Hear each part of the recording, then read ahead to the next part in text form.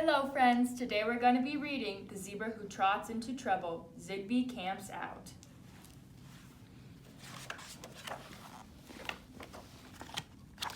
High above Mudwater Creek, Zigby lives in the treehouse. One morning, Zigby received a strange packet from his Aunt Zandra.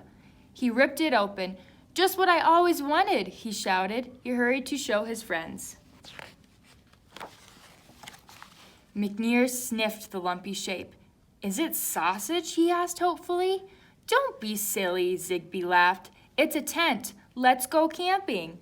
McNear rolled head over heels. He'd never been camping before. Neither had Bertie, who hoped it wasn't too dangerous. The friends set out. Zigby grabbed a swishy stick in case they ran into anything scary. "Where are you going?" asked Ella the elephant. "We're going to camp in the darkest jungle," said Zigby. "Better take a watermelon," said Ella. "Camping is hungry work." "Let's go," said Zigby.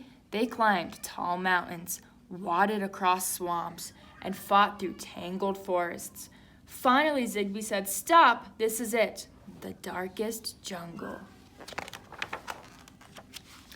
Putting up the tent was tricky. There were so many poles and pegs. "It's a bit crooked, but it will do," said McNear. They squashed inside. "This is fun," said Zigby. "When do we eat?" asked Bertie. "First, we need a fire," said McNear.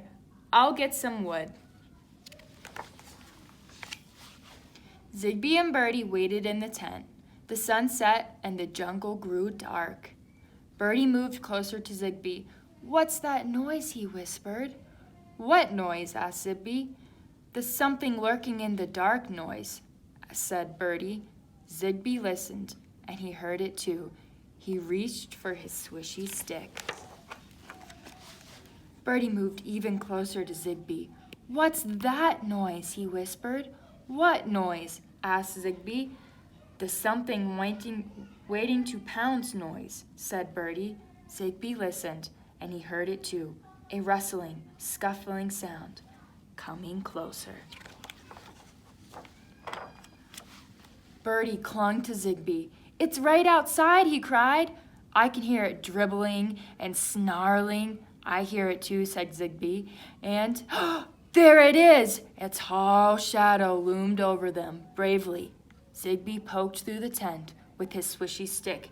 "Ow!" said a voice.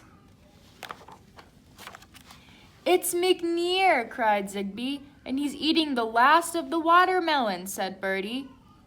"Did I scare you?" McNear giggled. Zigby and Bertie made McNear build the fire by himself. "And you're not coming in until it's finished," said Zigby.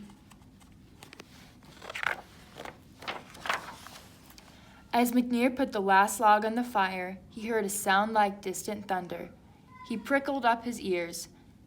It was coming toward them, growing louder and louder. The ground shook and the trees trembled. McNear grabbed the tent. "Let me in," he begged. "Something's coming." "McNear, stop playing games," answered Zigby. "Don't leave me out here, please," wailed McNear. Zigby and Bertie listened. They heard the noise too. Bertie opened the tent flap and McNear dived inside. The friends huddled together in the dark. Thump, thump, thump. Suddenly, something long and snake-like reached into the tent. It was Ella. "Hello," she said. "I came to say goodnight. Are you having a good time?" "No, we're cold and hungry," said Bertie. And McNear ate all the watermelon. "Well, why don't you come home?" asked Ella. "I've made supper."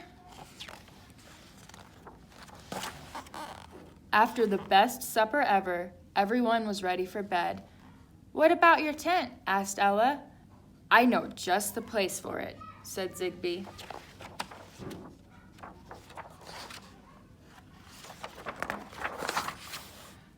"Good night, Zigby."